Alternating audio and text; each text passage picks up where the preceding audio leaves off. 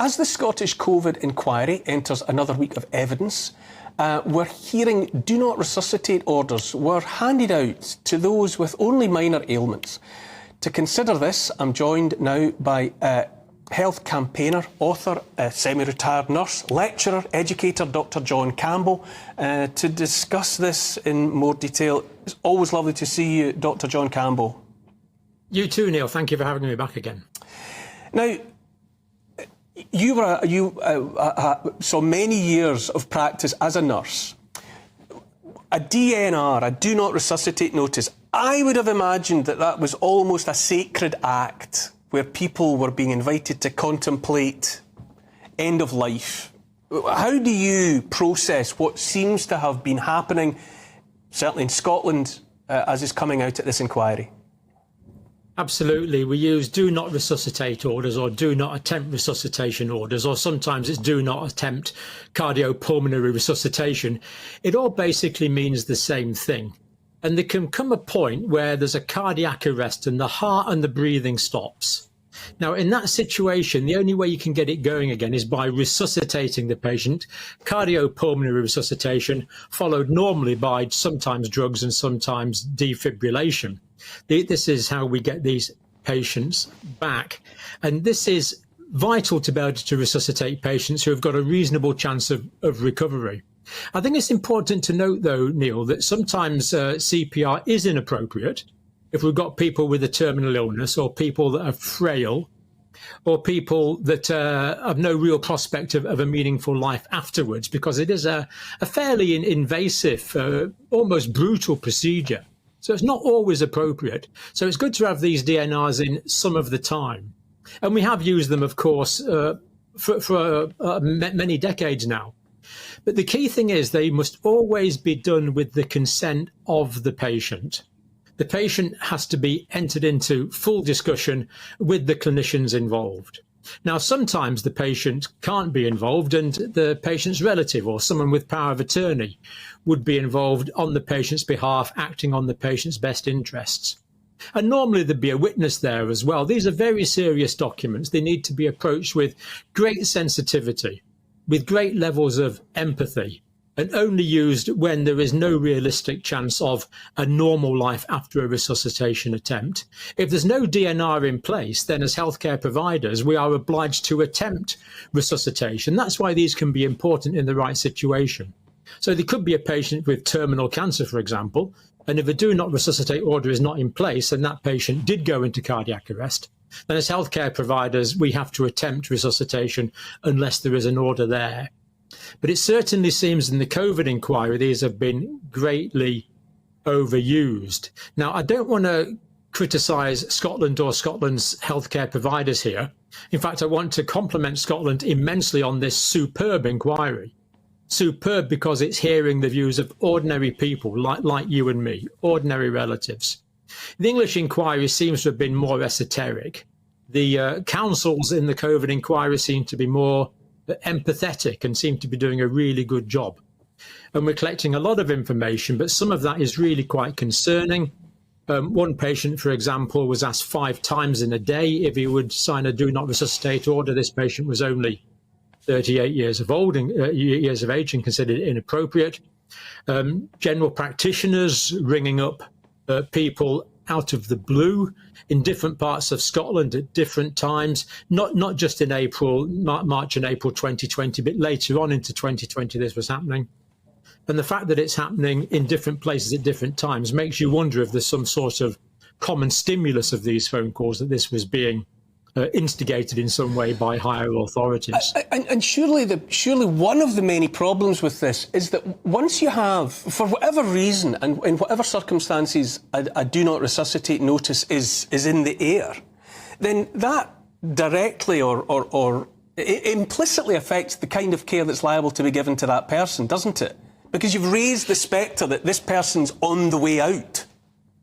Yes, and a lot of people in the COVID inquiry did say they felt like they'd been abandoned or left on the shelf, or they had various terms that meant much the same thing. Now, technically, if you've got a do not attempt cardiopulmonary resuscitation order, it should just be that.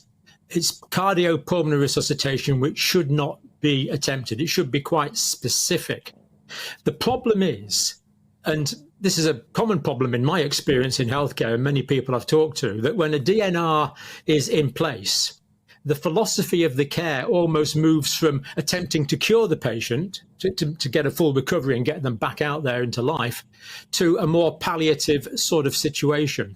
So unfortunately, when someone's got a do not resuscitate order in place, that could well affect getting less dramatic treatments. For example, they might not be given oxygen as readily because people feel the care has gone on to palliative care. Technically, it's incorrect, but in practice, unfortunately, it does happen. And I really do feel there should be guidelines that are sent round from health authorities saying, look, do not attempt cardiopulmonary resuscitation means just that and only that. All of the things should be negotiated with informed consent with the patient and with the relatives of that patient.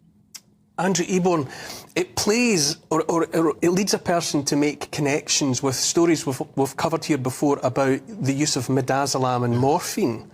You know, it feels like there are pieces of a jigsaw that need to be assembled to see what the picture actually is, because some of the isolated pieces we have at the moment, they do seem to suggest a pattern of behaviour, especially in relation to care homes and the elderly. No, you're absolutely right, and I think, as I say, we've got more sunlight to basically look at this sort of situation. And Dr. John Campbell talks about procedure. What I would like to know is there an established procedure that everybody has to follow? Because then we can get all of the bits of evidence which we've heard in today's programme together, because it would be act with horror, as the doctor was saying earlier, if there was just communication difficulties. It would be terrible decisions. It would be chilling, as various other people have said, if a particular procedure is not followed. So what we need to look at is the particular evidence, what happened in various situations. To hear that one person in their 30s, I think you were saying, received a phone call 5 times is scandalous, isn't it?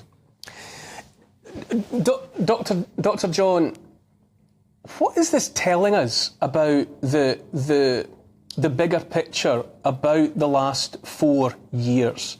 You know, you and I talk in regard to many aspects of this, and yet here we have, you know, fresh testimony coming out of the Scottish COVID inquiry, suggesting, frankly, that people were just being written off in advance.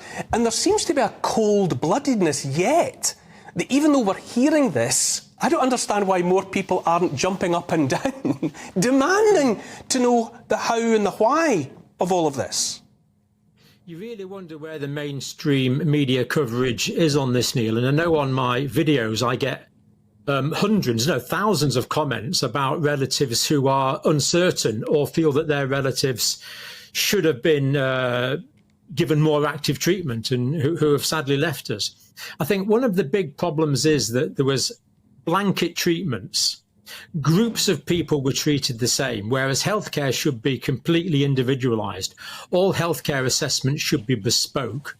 We should assess, plan, implement and evaluate care on an individualised basis, not on a blanket one-size-fits-all basis. Maybe that's one of the big things. And I don't want to make things look like things are worse in Scotland than anywhere else. I'm getting anecdotal reports on England that very similar things were happening.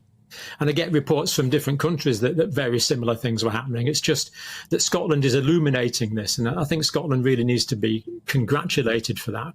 It does feel, though, that there's a climate or an atmosphere in which human life was being treated casually. As you say, you'd expect a GP or a clinician to be looking into the eyes of the person in front of them and dealing them as a sacred or at least a valuable human being.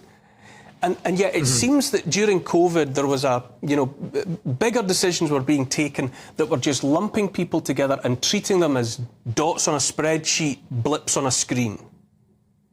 Absolutely. I mean, I think the sanctity of life, the sanctity of human life, there is something very special about human life. You know, when you're there, when someone leaves this life, it's always a very, very special occasion. There's something special about human life. And I think we've tended to forget that I think especially at the start of the pandemic, there was quite a lot of panic. So we had senior managers thinking, for various reasons, they should have been better informed, but thinking there was going to be mass casualties, thinking that there was going to be thousands of people requiring treatment all the time, and wondering about how they could basically ration that treatment out. And that was a mistake. This panic should have not been there. People should have taken the facts that were available to them. And senior managers, unlike us watching more from the outside or watching from junior positions, didn't have all this information. These people should have had the information and should have been able to make more rational decisions rather than blanket decisions, which appear like they've been based on rapid decision making rather than detailed, thought out decision making. But I couldn't agree more. The sanctity of human life is something special. We need to reflect on when human life begins and when human life ends, because whether it's before birth, during birth, or any time after birth up until a natural death, human life is special. And I would use the term sacred, yes. Andrew Ebon, John speaks movingly there. As a healthcare professional who's been in the room on more than one occasion when somebody was crossing from life to death, and even in that moment, even as someone is leaving, there is something very vital, something very important, something sacred about that human life passing. Are the last 4 years turning a necessary light on something wider about us having, to some extent, lost that sense? You're absolutely right. All life is sacred. And I think the reality is we're numbed by statistics. And we get desensitized, if you like, the more horrendous stories we get. It's all about numbers, as opposed to each of those numbers represents an individual. And if you look at that sort of side, which is why we need that clarity, and we deserve it. You had Bill on the programme earlier talking about he wanted clarity for his father. What happened? We need this evidence out there. So many scandals at the moment, from the post office scandal to the infected blood scandal, where these things take years. We have to learn the lessons from history, and those lessons dictate that we're entitled to information. John, are you also hearing from fellow practitioners? I can only imagine that there are countless clinicians out there who saw this happening, nurses, doctors, who saw this sequence of events unfolding and must have been almost broken by it. There's certainly a lot of stress has been generated, and there's certainly a lot of retrospection going on at the moment now. People aren't really very keen to talk openly about it. Most of the conversations I have are what you might call are on an informal basis. But there is all the information we need if we just look at the Scottish COVID inquiry to do really quite detailed studies on this. So we've got tens of thousands of words of first-hand testimony here. And this is very amenable to what we call a qualitative analysis. And you have to wonder where all the academics are. Why aren't we analysing this and generating themes? For example, generating themes like, was morphine and midazolam prescribed too early? Was it prescribed too readily? Were not for resuscitation orders prescribed on a blanket basis? All of these come out as a qualitative analysis from this huge amount of witness statements that we have. And from there, we could then go on and do much more quantitative analysis and get to definite facts. This research material is there. We need the researchers to go and do that so we can be much more definitive. And then individual practitioners can compare what they did and what they feel with what we find objectively from analysing this data. And we can make more informed decisions about how things were done in the pandemic. But you really have to wonder why this research is not being commissioned, because the data is sitting there just waiting for this form of analysis. Dr. John Campbell, thank you so much. And I think I agree with you absolutely that it's greatly to the credit of the Scottish COVID inquiry that it is allowing people like you and me to give testimony, to talk about their loved ones and what's happened. And the fact that other inquiries elsewhere haven't been doing that is a great mistake. But Dr. John Campbell, we'll speak again, but thank you for this evening. Thank you, Neil.